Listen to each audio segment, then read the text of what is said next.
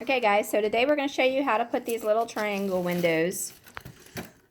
Well, they're not really a triangle, but more decorator window. Yeah.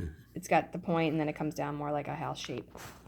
When you're punching them out, start at the point and punch it, and it comes out.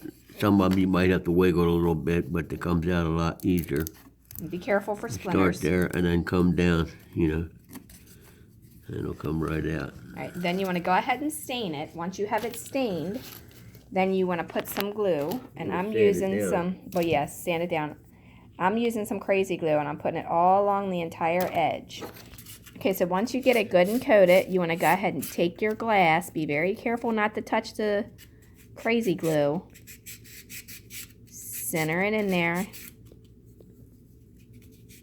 Okay, and if you touch the glue, don't retouch the glass because it'll leave a mark on it and then you'll have a mark that you can't get off. Okay, now you should still have glue on there. At this point, you want to come over to your dollhouse. You want to center it up in the window, and then you're going to press it on there.